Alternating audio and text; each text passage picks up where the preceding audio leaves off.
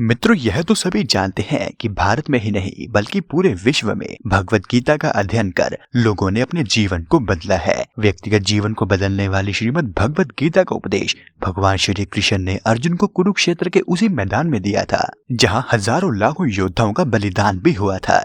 यह युद्ध तो समाप्त हो गया, लेकिन इससे जुड़े ऐसे कई रहस्य हैं जिनके बारे में आज भी बहुत कम लोगों को पता है। इन्हीं रहस्यों में से एक रहस्य ऐसा भी है कि क्यों महाभारत का युद्ध आखिर कुरुक्षेत्र में ही हुआ था और भगवान श्री कृष्ण ने युद्ध के लिए केवल कुरुक्षेत्र को ही क्यों चुना था। इन सभी प्रश्नों के उत्तर आपको आज के इस वीडियो में मिलेंगे, तो इस वीडियो को अंत तक जरूर देखें। नमस्कार मित्रों, आपका ज्ञान विला यूट्यूब चैनल में स्वागत है।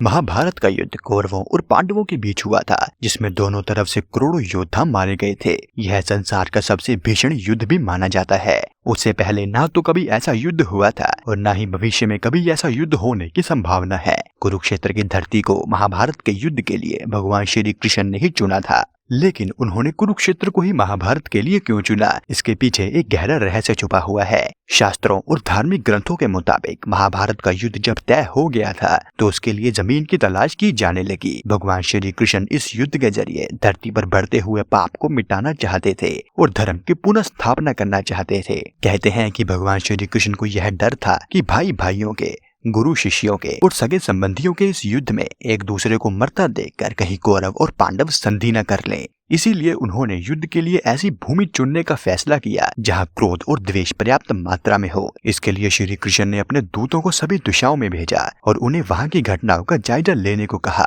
सभी दूतों ने सभी दिशाओं में घटनाओं का जायजा लिया और भगवान श्री कृष्ण को एक एक करके उसके बारे में बताया। उनमें से एक दूत ने एक घटना के बारे में बताया कि कुरुक्षेत्र में एक बड़े भाई ने अपने छोटे भाई को खेत में मेड़ टूटने पर बहते हुए वर्षा के पानी को रोकने के लिए कहा, लेकिन उसने ऐसा करने से साफ इनकार कर दिया। इस पर बड़ा भाई गुस्से में आकर आग बबूला हो गया और उसने छोटे भाई को छुरे से गोदकर मार डाला और उसकी लाश को घसीटता हुआ उस मेड़ के पास ले गया जहां से पानी निकल रहा था और वहां उसकी लाश को पानी रोकने के लिए लगा दिया। दूत द्वारा सुनाई गई इस सच्ची घटना को सुनकर भगवान श्री कृष्ण ने तय किया कि यही भूमि भाई भाई, गुरु शिष्य और सगे संबंधियों के युद्ध के लिए बिल्कुल उपयुक्त है। श्री कृष्ण अब बिल्कुल निश्चिंत हो गए थे कि इस भूमि के संस्कार यहाँ पर भाइयों के युद्ध में एक दूसरे के प्रति प्रेम उत्पन्न नहीं होने देंगे। इसके बाद उन्होंने महाभारत का युद्ध कुरुक्षेत्र में करवाने का ऐलान कर दिया। लेकिन जब यह युद्ध शुरू हुआ तो एक तरफ पांडव खड़े थे तो दूसरी ओर कौरव। इसी बीच सभी योद्धा युद्ध के लिए बिल्कुल तैयार थे,